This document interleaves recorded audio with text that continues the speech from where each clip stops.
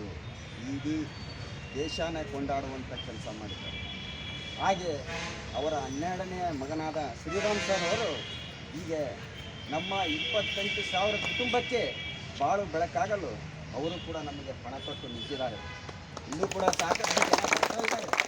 ಹಾಗಾಗಿ ಬರೀ ಈಗ ಯಾಕಂದರೆ ಕೆಲವರು ಭಾಳ ದಿನ ದೂರದಿಂದ ಬರ್ತಾ ಇದ್ದಾರೆ. ಹಾಗಾಗಿ ತಾವೆಲ್ಲರೂ ಈ ಒಂದು ಸರ್ಗೆ ಕರೆ ಕೊಟ್ಟು ನೀವೆಲ್ಲರೂ ಬಂದಿದ್ರಲ್ಲ, ಅದು ತುಂಬ ಹೃದಯದ ಧನ್ಯವಾದನೇ. ಈ ಒಂದು ಕೂಗಿತ್ತಿ ನರಸಮ್ಮನವರು 12,000 ಹೆರಿಗೆಗಳನ್ನು ಅಂತಂದೇಳಿ ಹೇಳ್ತಾ ಇದ್ದಾರೆ. ಆದರೆ ನಮಗೆ 20,000 ಅಂತ ಕೆಲವಿಷ್ಟು ಜನ ಇರ್ತಿದ್ದಾರೆ. ಹಾಗಾಗಿ ಅಷ್ಟು ಜನಕ್ಕೂ ₹1 ದುಡ್ಡು ಇರಲಾರ್ದೇ ಇವತ್ತು ಜನ್ಮವನ್ನು ಹೆರಿಗೆಯನ್ನು ಮಾಡಿಸಿದಾರಂದ್ರೆ ಅದು ಒಂದು ಹೆಮ್ಮೆಯ ಸಂಗತಿ. ಇವತ್ತೊಂದು ಸರ್ಕಾರ ದವಾಖಾನೆಗೆ ಹೋದರೂ 2,000 ರೂಪಾಯಿ ಹೆರಿಗೆ. ಸರ್ಕಾರ ದವಾಖಾನೆಗೆ ಹೋದ್ರೆ 2,000 ರೂಪಾಯಿ, ಆದರೆ ಪ್ರೈವೇಟ್ ದವಾಖಾನೆಗೆ ಹೋದ್ರೆ 50,000 ತಗೊಂಡ್ರೆ 1 ಲಕ್ಷ ತಗೋತಾರೆ. ಹಾಗಾಗಿ ಇವತ್ತು ಅಂಥ ದಿನಮಾನದಲ್ಲಿ ಈಗ ಇದರಲ್ಲಿ ಈ ಒಂದು ಕೂಗಿತ್ತಿ ನರಸಮ್ಮನವರು 20,000 ಹೆರಿಗೆಯನ್ನು ಮಾಡಿಸಿದಾರಂದ್ರೆ ಇಡೀ ಕರ್ನಾಟಕದ 20 ಜಿಲ್ಲೆಗೂ ಒಂದೊಂದು ಹೆರಿಗೆಯನ್ನು ಮಾಡಿಸಿದಂಗಾಗುತ್ತಿದೆ. 1,000 ಹೆರಿಗೆಯನ್ನು ಮಾಡಿಸಿದಂಗಾಗುತ್ತೆ ಅಲ್ವಾ? ಇವತ್ತು 31 ಜಿಲ್ಲೆಗಳಿದ್ದಾವೆ. 20,000 ಹೆರಿಗೆ ಅಂದ್ರೆ ಒಂದೊಂದು ಜಿಲ್ಲೆಗೆ ಒಂದೊಂದು 1,000 ಮಕ್ಕಳಿಗೆ ಹೆರಿಗೆಗಳನ್ನು ಮಾಡಿಸಿದಂಗಾಗುತ್ತೆ. ಹಾಗಾಗಿ ಇಂಥ ಒಂದು ಸೇವೆಯನ್ನು ಕೇಂದ್ರ ಸರ್ಕಾರ ಗುರುತಿಸಿ ಅವರಿಗೆ ಕೂಗಿತ್ತಿ ನರಸಮ್ಮನವರಿಗೆ ಪದ್ಮಶ್ರೀ ಪ್ರಶಸ್ತಿಯನ್ನು ಕೊಟ್ಟಿದ್ದಾರೆ. ಅದೇ ರೀತಿಯಾಗಿ ಸರ್ ಕೂಡ ಇವತ್ತು ವಿವಿಧ ಇಲಾಖೆಗಳಿಗೂ ಕೂಡ 108 ಅವರು ಇರ್ಬೋದು, ಮತ್ತು ಯಾವುದು ಪುರಸಭೆದವರು ಇರ್ಬೋದು, ಹೊರಗುತ್ತಿಗೆ ನೌಕರರನ್ನ ಇವತ್ತು ಆಲ್ರೆಡಿ ಪರ್ಮನೆಂಟ್ ಮಾಡಿಸಿದ್ದಾರೆ. ಇನ್ನೂ ಕೆಲವು ಉಳಿದಾರ. ಬಟ್ ಅದರೊಳಗೆ ಉಳಿದವರು ಯಾರು ಅಂದ್ರೆ ನಾವೇ ಹೋಮ್ ಗಾರ್ಡ್ಗಳು. ಅದು ತಪ್ಪು ಅವ್ರದ್ದಲ್ಲ, ನಮ್ಮದು. ಅದ್ರ ಬಗ್ಗೆ ತಿಳುವಳಿಕೆ ಇಲ್ದೇ ಎಲ್ಲರೂ ಕುಳಿತಿದ್ರು. ಈಗ ಸರ್ ಜಾಗೃತ ಮೂಡಿಸ್ತಾ ಇದ್ದಾರೆ. ಮುಂದೆ ಇದ್ದಾರೆ, ಹಿಂದೆ ನಾವಿರೋಣ ಅಂದರೆ ನಮ್ಮ ಮಕ್ಕಳಿಗೂ ಕೂಡ ಮುಂದೊಂದು ದಿನ ನಮಗೂ ಕೂಡ ಭದ್ರತೆ ಸಿಗುತ್ತಾ. ಹಾಗಾಗಿ ಇನ್ನೂ ಹೆಚ್ಚಿನ ಸಂಖ್ಯೆಯಲ್ಲಿ ಮುಂದಿನ ದಿನಮಾನದಲ್ಲಿ ಹೆಚ್ಚಿನ ಸಂಖ್ಯೆಯಲ್ಲಿ ಬರಬೇಕು. ಇವತ್ತು ಒಂದೊಂದು ಜಿಲ್ಲೆಯಿಂದ 20-10 ಜನ ಬಂದಿರಲ್ಲ, ಒಂದು ಜಿಲ್ಲೆಗೆ 600 ಜನ ಇರ್ತಾರೆ. 600 ಜನದಲ್ಲಿ ಕಡೆಗೆ ಒಂದು 200 ಜನ ಡ್ಯೂಟಿಗೆ ಹೋಗ್ರಿ, ಒಂದು ಕನಿಷ್ಠ 400 ಜನ ಅನ್ನೋದು ನಿಮ್ಮ ಮನೆಯವರಿಗಾದ್ರೂ ಕಳಿಸಿ.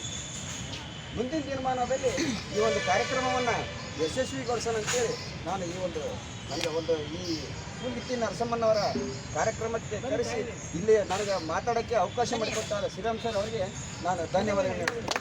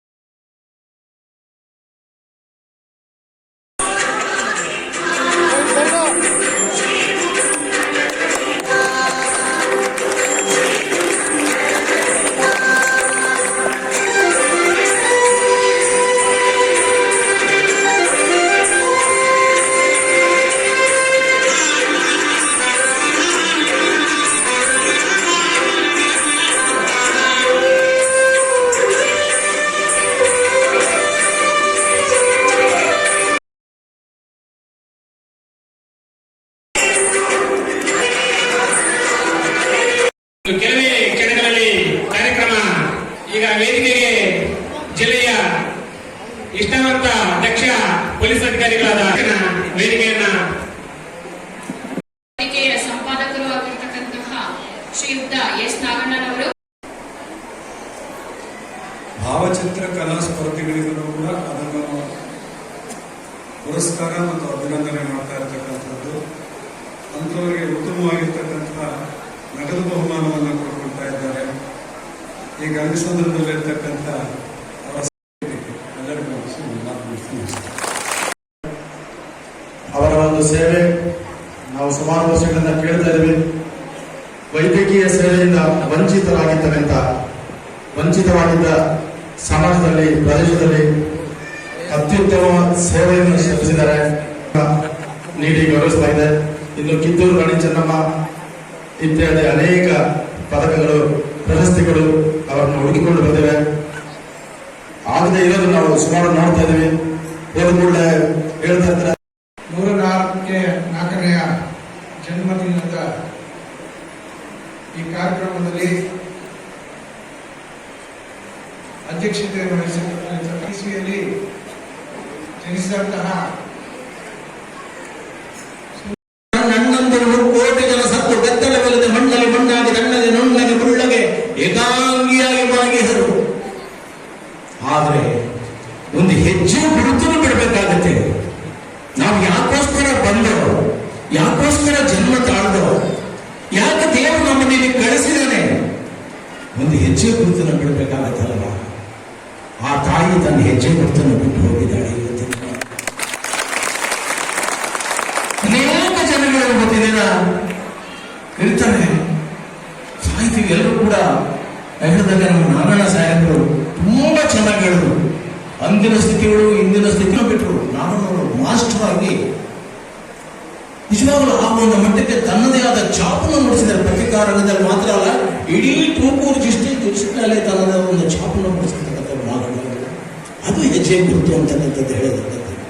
ಮತ್ತೆ ನಮ್ಮ ಗಾನೆ ಸಾಹೇಬರು ಇಲ್ಲೇ ಸಬ್ ಇನ್ಸ್ಪೆಕ್ಟರ್ ಆಗಿದ್ರು ತುಮಕೂರಿನಲ್ಲಿ. ಅವರ ಕಾರ್ಯ ಸಮಾಜದಲ್ಲಿ ಸ್ವಲ್ಪ ತೊಡಗಿಸ್ಕೊಳ್ಬೇಕಾಗುತ್ತೆ. ಹೃದಯ ಶ್ರೀಮಂತಿಗೆ ಇರ್ತಕ್ಕಂಥವ್ರು ಮಾತ್ರ ಇವತ್ತಿನ ದಿನ ಬಂದಿದ್ದೀರಾ. ನೀವೆಲ್ಲರೂ ಕೂಡ ಒಂದು 1000 ಮೆಗಾವಾಟ್ ಟ್ರಾನ್ಸ್ಫಾರ್ಮರ್ಗಳಿದ್ದಾವೆ. ರಾಜ್ಯದ ಮೂಲೆಗಳಿಂದ ಬಂದಿದ್ದಾರೆ. ನಿಮ್ಮ ಕೆಲಸ ಕಾರ್ಯಗಳು ಸಾಕಷ್ಟು ಇದಾವೆ, ಅದನ್ನು ಬದಿ ಗೊತ್ತಿದ್ದೀರ. ನಿಮ್ಗೆ ಯಾರು ಹಣ ಕೊಟ್ಟಿಲ್ಲ, ಬಸ್ ಮಾಡಿಕೊಟ್ಟಿಲ್ಲ, ಇಲ್ಲ ದುಡ್ಡು ಕೊಡ್ತೀವಿ ಬನ್ನಿ ಅಂತ ಹೇಳಿ ಕಾರ್ಯಕ್ರಮ ಆಗಲಿ, ಒಂದು ಸ್ಪೋರ್ಟ್ಸ್ ಇಂದ ಆಗಲಿ, ಯಾವುದೇ ಆಗಲಿ, ಆಗವಾ ಈಗವಾ ಹೋಗಿ ಬಾ ಎನ್ನದೆ ಆಗಲೇ ಕರೆದು ದಾನ ಮಾಡುವ ಧನವು ನಾಗದೇ ಬಿಡದು.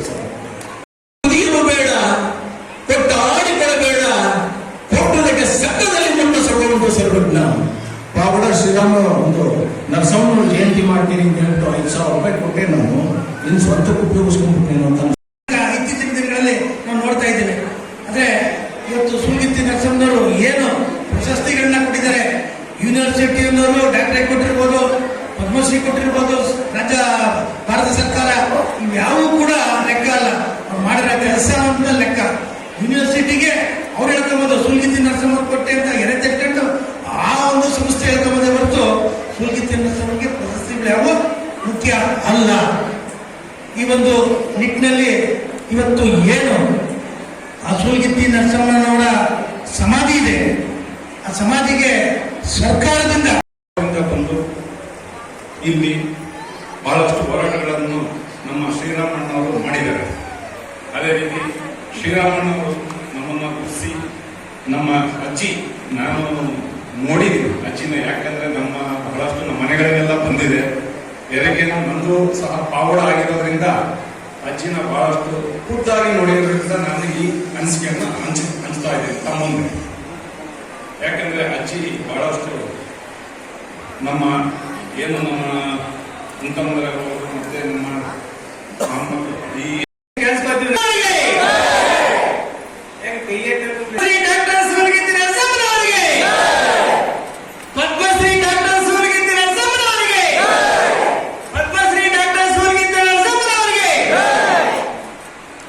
ಅವ್ರಿಗೆ ಹೇಳಿದ್ರೆ ಹೆಣ್ಣು ಮಕ್ಕಳಿಗೆ ತಮಗೆ ತಾವೇ ಜೀವ ಅನ್ಕೊಂಡಂಗ. ಮತ್ತೆ ಚಪ್ಪಾಳೆ ಹೊಡೆಯೋದು ಕೂಡ ಜಿಪ್ಪುಂಟಾರಲ್ಲ. ಡಾಕ್ಟರ್ ಹೇಳ್ತಾರೆ ಚಪ್ಪಾಳೆ ಹೊಡೆದು 100 ಸಾರಿ ಡೈಲಿ 100 ಸಾರಿ ಚಪ್ಪಾಳೆ ಹೊಡೆದು, ಇಲ್ಲ ಸಾಯಂಕಾಲ 100 ಸಾರಿ ಹೊಡೆದು ಅಂತ. ಏನಕ್ಕೆ? ಹೃದಯ ಚಪ್ಪಾಳೆ ಮಾಡಿದ್ರೆ ಏನ್ ಕಡಿಮೆ ಆಗುತ್ತೆ? ಹಾರ್ಟ್ ಪ್ರಾಬ್ಲಮ್ ಕಡಿಮೆ ಆಗುತ್ತೆ. ಆದ್ರೆ ನಾವು ಯಾಕೆ ಕೊಡಬೇಕು? ಸುಮ್ಮನೆ ಈಗ ಕೂತ್ಕೊಳ್ಳೋಣ. ಎಷ್ಟು ಜನ ವೇದಿಕೆ ಎಷ್ಟು ದುರ್ಬಲ ಮಾತಾಡೋದು. ನಮ್ಮ ಪ್ರಜಾಪತಿ ನಾಗಣ್ಣ ಸಾಹೇಬರು ಉದ್ಘಾಟನಾ ಭಾಷಣ ಅವ್ರು ಹೇಳ್ಬೇಕು ಅಂತಾರೆ, ಕಾಂಗ್ರೆಸ್ ಬಂದ್ರು ಅವರೇ ಕಮಾಂಡ್ ಇರ್ಬೇಕು ಅಂತಾರೆ. ಅಂತ ಒಂದು ಸದ್ಗುಣವಂತ ನಮ್ಮ ಕಮಾಂಡರ್ ರಾಯಚೂರು ಜಿಲ್ಲೆಯಿಂದ ಲೆಬರೆನ್ಸ್ ಫೋರಂ ರಾಜ್ಯ ಹಿರಿಯ ಉಪಾಧ್ಯಕ್ಷರಾಗ ಹೇಮರಾಜ್ ಅಸ್ಕಿನಾಳ್ ಸರ್ ಬಂದವರೆ, ಅವ್ರಿಗೊಂದು ಚಪ್ಪಾಳೆ.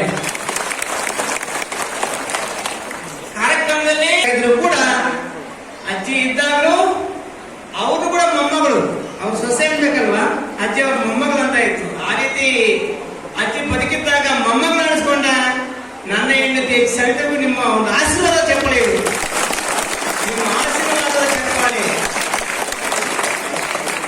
ನಾಗಣ್ಣ, ನಮ್ಮ ಜನಾರ್ದನ್, ಅಜ್ಜಿ ಮಗ ಮೊಮ್ಮಗ ಅಂತಾರಾಷ್ಟ್ರೀಯ ಕ್ರೀಡಾಪಟು ರಮೇಶ್, ಆಮೇಲೆ ಎಲ್ಲರೂ ಕೂಡ ನಮ್ಮ ಮೋನಿ ಸಾರು, ನಮ್ಮ ವಿನಾಯಕ, ನಮ್ಮ ಯಲ್ಲಪ್ಪಣ್ಣ ಅವರು, ಪ್ರತಿಯೊಬ್ಬರು ಕೂಡ ಎಲ್ಲರೂ ಕೂಡ ಹೆಸರಲ್ಲಿ ನಿಮಗೆ ಚಪ್ಪಾಳೆಯಿಂದ ಧನ್ಯವಾದ ತಿಳಿಸ್ತಾ ಇದ್ದೀವಿ. ಈ ಕಾರ್ಯಕ್ರಮಕ್ಕೆ ನನ್ನಿಂದ ಅಗೂಢ ಬಿಜಿ ಸಾಗರ್, ಯೋಗೀಶ್ ಮತ್ತು ಅನೇಕ ಅವರು ಹಿಂದ್ಗಡೆ ನಮ್ಮ ಏನು ನಮ್ಮವರು ಕೂಡ ಒಂದು ಸಾಮಾನ್ಯ ಬಡ ಕುಟುಂಬದಲ್ಲಿ ಹುಟ್ಟಿ, ರೈತ ಕುಟುಂಬದಲ್ಲಿ ಹುಟ್ಟಿ ಏನ್ ಕೆಲಸ ಅವ್ರದ್ದು? ಕೆಲಸ ಅದು ಹೆರಿಗೆ ಮಾಡುವ ಕೆಲಸ. ಸ್ಥೂಲ ಅಂದ್ರೆ ಗರ್ಭ, ಗಿತ್ತಿ ಅಂದ್ರೆ ಎಕ್ಸ್ಪರ್ಟ್. ಯಾರು ಚೆನ್ನಾಗಿ ಹೆರಿಗೆ ಮಾಡುತ್ತಾರೆ ಅಂತವರಿಗೆ ಹಳ್ಳಿಗಳಲ್ಲಿ ಕೊಡೋ ಬಿರುದು ಏನಪ್ಪ ಅಂದ್ರೆ ಸೂಲಗಿತ್ತಿ ಅಂತ. ಅಂತವ್ರು ಸೂಲಗಿತ್ತಿ ಅಂತ ಕರೀತಾರೆ. ಇದು ಕರೆಕ್ಟ್ ಆಗಿ ಕೊಟ್ಟಿದ್ರೆ ಜನ ಕೊಟ್ಟ ಬಿಡುದು ಅಂತ ಹೇಳೋದು.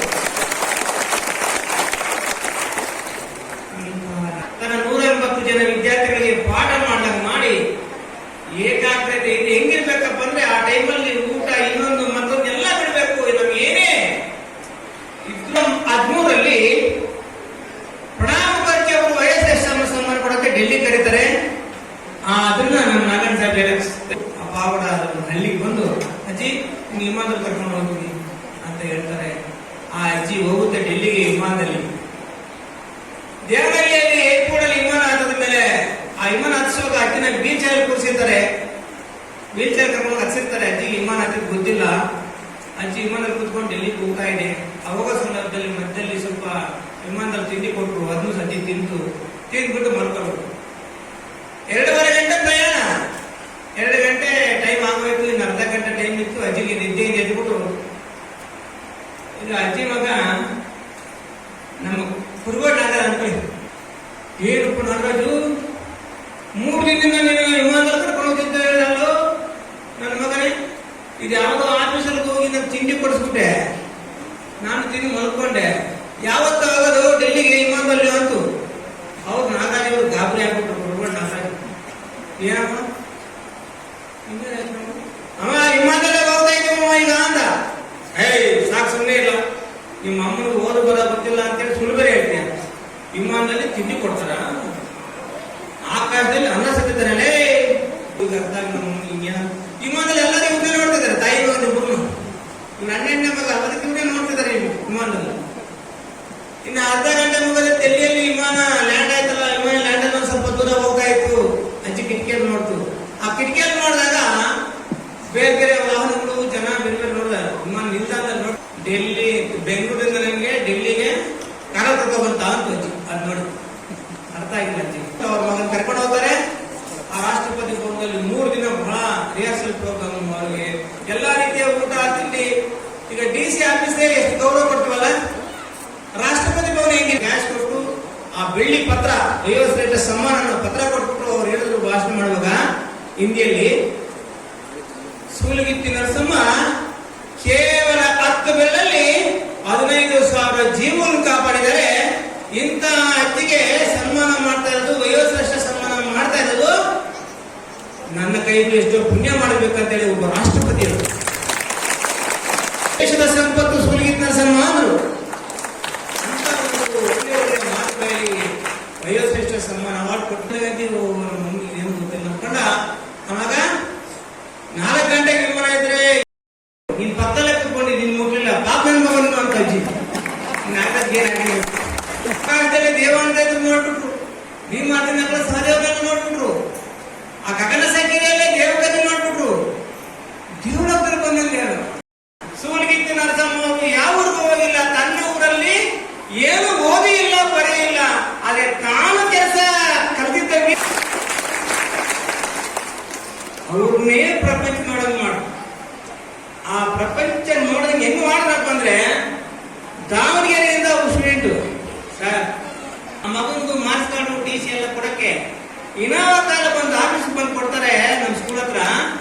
ಹೇಳಿದ್ರ ಅವರು ದಾವಣಗೆರೆಯಿಂದ ಸರ್ ಪ್ರತಿಭಾ ಪುರಸ್ಕಾರ ನಮ್ಗೆ ಅಜ್ಜಿದು ಏನು ಬೇಕಾಗಿದೆ ಸರ್, ಆ ಅಜ್ಜಿ ಹೆಸರು ಅಭಿನಂದನಾ ಪತ್ರ ಕೊಡ್ತಿಲ್ಲ ಅಷ್ಟು ಹಾಕು ಅಂತ.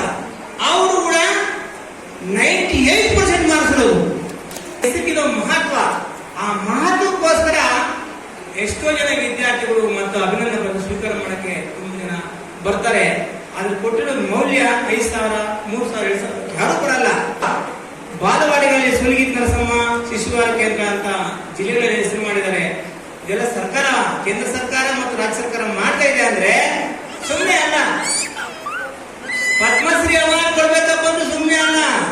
6 ತಿಂಗಳ ಮೊದಲೇ ಇಂಟೆಲಿಜೆನ್ಸ್ ಕೇಳಿಸ್ಕೊಂಡಿದ್ದೀವಿ. ನಿಮ್ಗೆಲ್ಲರೂ ಕೂಡ ಅಭಿನಂದನೆಗಳು, ಧನ್ಯವಾದ ತಿಳಿಸ್ತಾ ಮತ್ತೆ ಯಥಾವತ್ ಕರೆ ಹೋಗ್ಬಿಟ್ಟು ಈ ಏನಿದೆ ಆವರಣ ಇಡಿಸ್ತೇ ರೂಢಿ ಆಗ್ತಾರೆ ಅಂತ ಹೇಳ್ತಾ ಸ್ಪರ್ಧಿಗಳಿಗೆ ಅಭಿನಂದನೆ, ಪ್ರತಿಭಾವಂತ ವಿದ್ಯಾರ್ಥಿಗಳಿಗೆ ಪುರಸ್ಕಾರ ಹಾಗೂ ಗರ್ಭಿಣಿ ಸ್ತ್ರೀಯರಿಗೆ ಮಡಿಲು ತುಂಬುವ ಸೀಮಂತ ಕಾರ್ಯವನ್ನು ಹಮ್ಮಿಕೊಂಡಿದ್ದೇವೆ. ಎಲ್ಲ ಕಾರ್ಯಕ್ರಮಗಳಲ್ಲಿ ಭಾಗವಹಿಸಿ ಯಶಸ್ವಿ ಮಾಡಿಕೊಟ್ಟ ಎಲ್ಲ ಮಾಡಬೇಕಂತ ಹೇಳ್ತಾ ತಮ್ಮೆಲ್ಲರಿಗೂ ಕೂಡ ಶುಭವಾಗಲಿ. ತಮಗೆ ಹುಟ್ಟುವ ಮಕ್ಕಳು ಕೂಡ ದೇಶ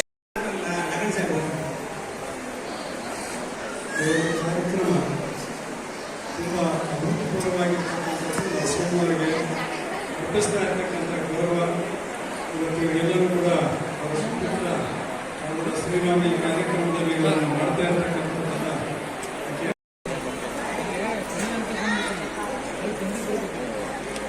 ಈ ಒಂದು ಕಾರ್ಯಕ್ರಮದಲ್ಲಿ ಭಾಗವಹಿಸಿದ ಪ್ರತಿಯೊಬ್ಬರು ಕೂಡ ವೇದಿಕೆ ಪರವಾಗಿ ಕಾರ್ಯಕ್ರಮವನ್ನ ಯಶಸ್ವಿಗೊಳಿಸಿದರೆ ಅವರು ಕೂಡ ಬೀಳ್ಕೊಡುಗೆ ಸಮಾರಂಭವನ್ನ ಮಾಡ್ತಾ ಇದ್ದಾರೆ.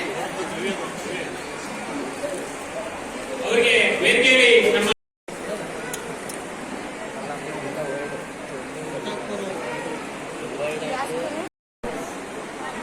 ವೇದಿಕೆ ಮೇಲೆ ಒಬ್ಬೊಬ್ಬರೇ ಬರಬೇಕು.